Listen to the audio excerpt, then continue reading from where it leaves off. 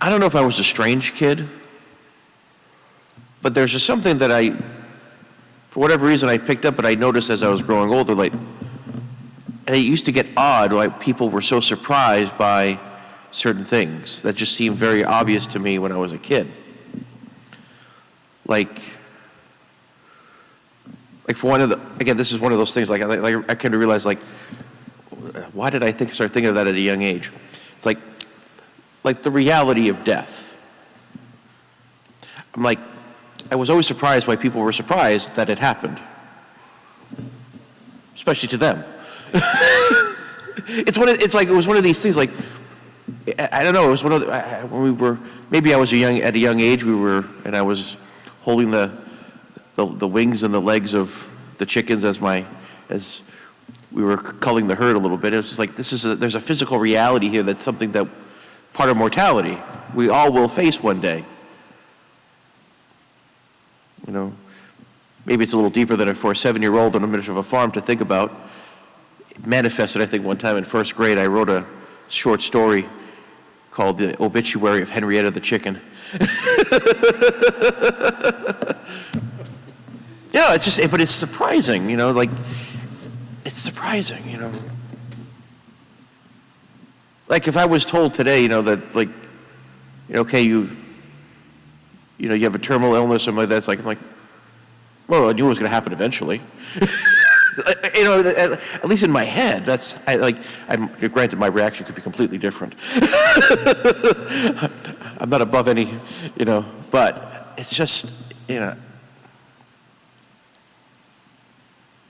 life is unpredictable. Life is finite. Our life could be asked of us today. We don't know. That's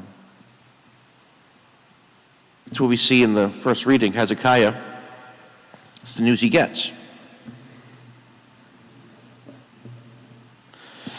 Yeah, Isaiah says, he shows up and he says, put your house in order, you're going to die. This is terminal.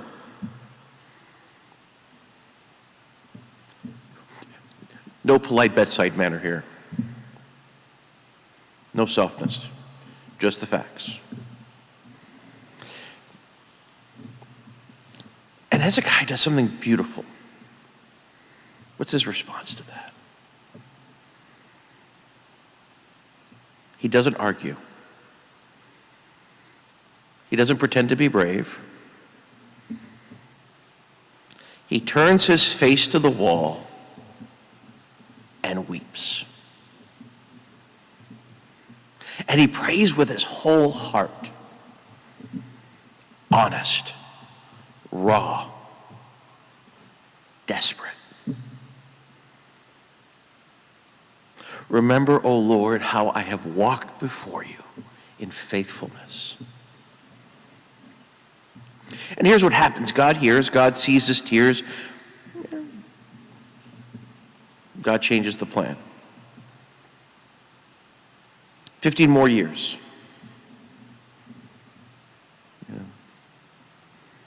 Healing. And even a sign that the shadow goes backward of the sundial just to confirm the promise. Now, you and I, we don't always get the shadow moving backward. We don't always get the 15 years. We don't always get this kind of immediate response or answer to the necessarily to all of our prayers like this, but but we always get this. God hears honest prayer. Hezekiah didn't use fancy words. He didn't quote scripture. He just,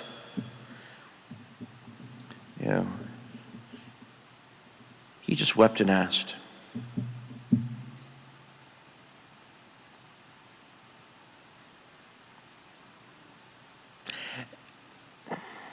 Maybe this is what it means when Jesus says in the gospel to, we must be like a little child before the Lord. A child has no sense of what they look like when they are really in need and want something from mom and dad.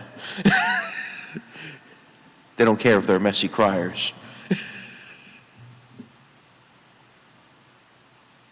He just wept and asked. And how often do we do that in our prayer? Sometimes we just get so caught up in our rhythms and our routine and are we just, Lord, I just want to be here with you. This is where I'm at, for better, for worse. Just simple conversation. Maybe I'll get back to my rhythm and my routine in a second, but I just need to sit here and I just need to talk. I just need to be, and I just be reminded too that really whatever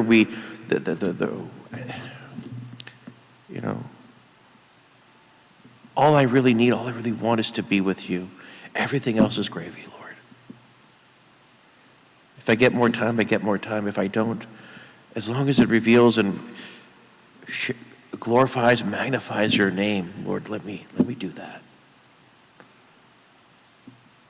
This is where I'm struggling. This is where I'm scared. This is, just be who you are, where you are, right before the Lord. That's all as we see with us, God, that's enough. The Lord receives those 3 loaves and 2 fish. If this is where you're at today, this is where you're at today. Don't try to pretend.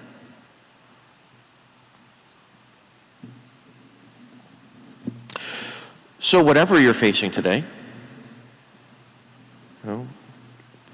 whatever diagnosis, whatever loss, whatever fear, struggle,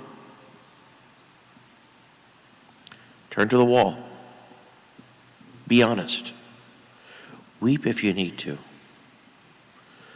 God isn't looking for polished prayers. He's looking for authentic ones.